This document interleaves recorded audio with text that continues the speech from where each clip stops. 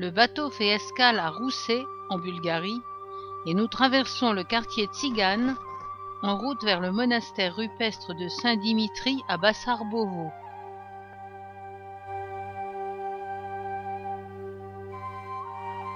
Entre 1685 et 1750, Dimitri Bassarbovski fut le plus illustre occupant de ce monastère, dont première mention est faite dans les textes en 1431.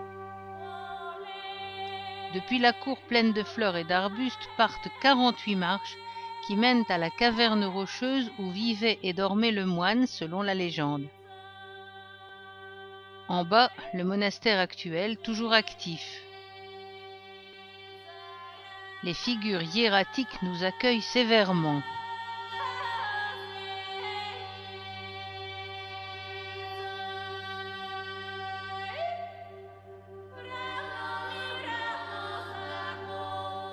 Cette grotte creusée dans le calcaire était donc le lieu où vivait Dimitri, encore appelé Déméter ou Démétrios selon les pays.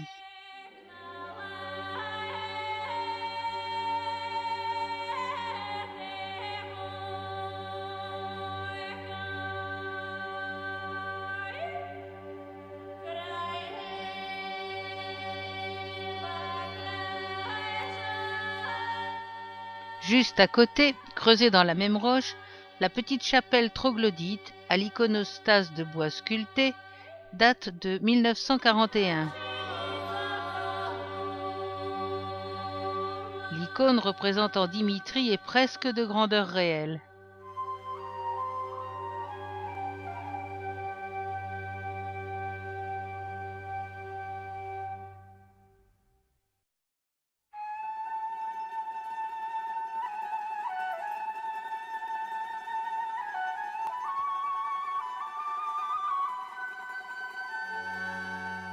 Les 3 chemins de pierre creusés à pic dans la falaise mènent à la tombe du moine Rissan, qui a redonné vie au monastère qui avait été fermé au XIXe siècle.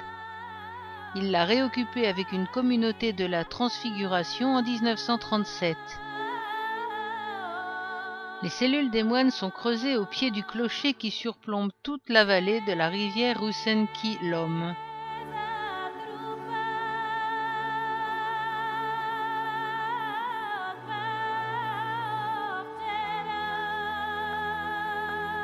Et en bas la cour du monastère rupestre.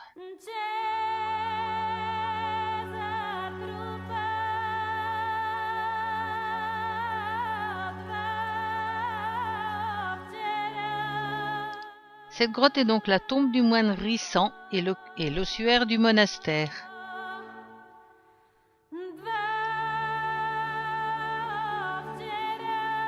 La pierre tombale, l'ossuaire,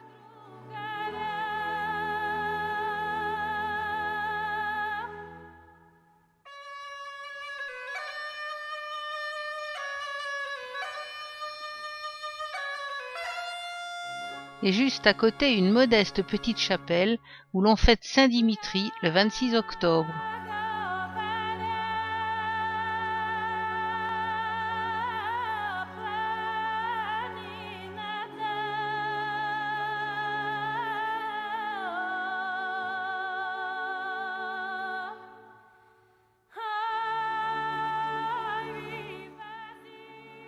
Le monastère de Saint-Dimitri à Barsabovo est le dernier monastère rupestre à être encore en activité.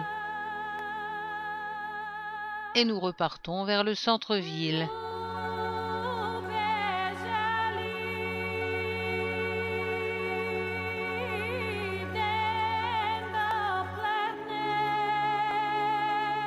La cathédrale de la Sainte Trinité date de 1632.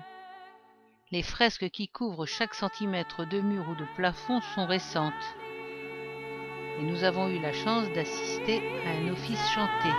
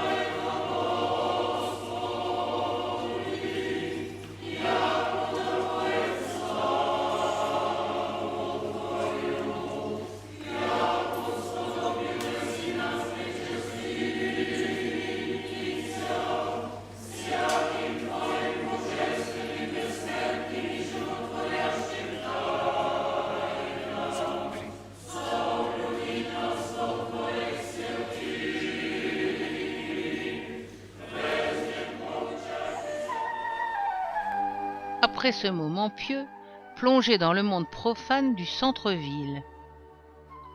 L'opéra, de style art déco rouge sang, éclaire le parc où sont réunis tous les bâtiments principaux de la ville.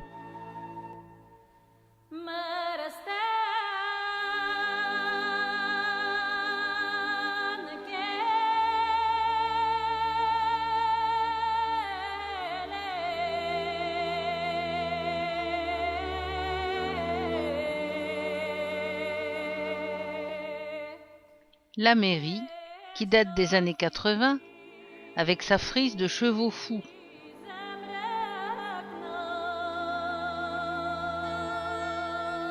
Le théâtre, style 1900, encore appelé le palais lucratif, car il a été équipé de magasins, de restaurants.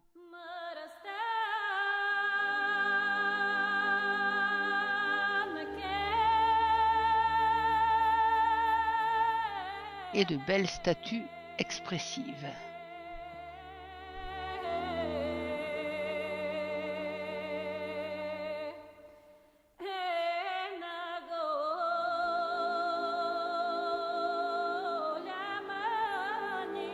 Et l'on arrive au monument aux morts.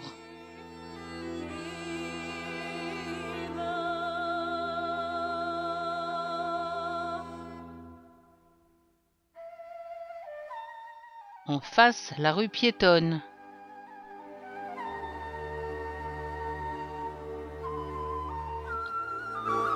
Et le palais de justice.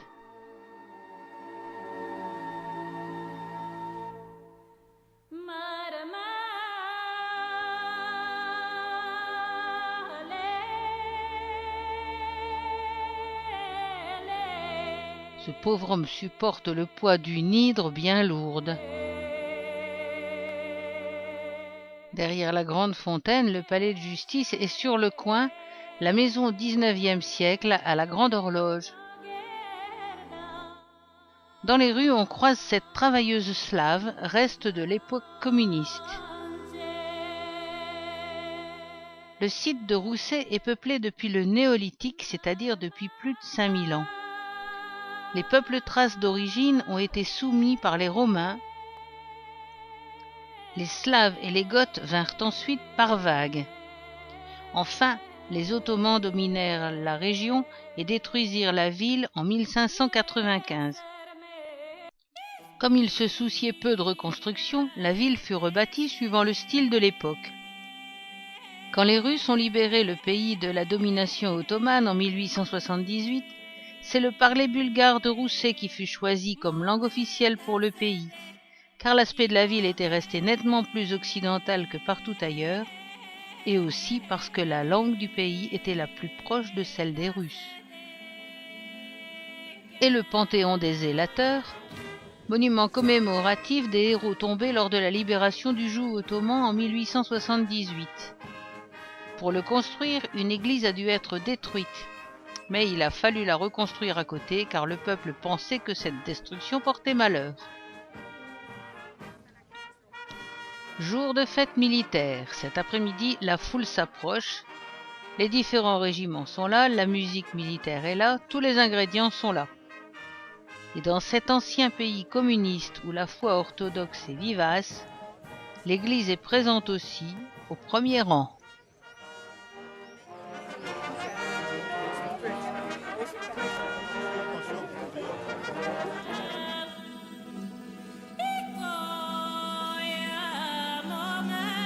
Le stade en construction. Il a la forme d'un hémicycle romain. Et la visite se termine avec un dernier regard au Panthéon. On retourne au bateau.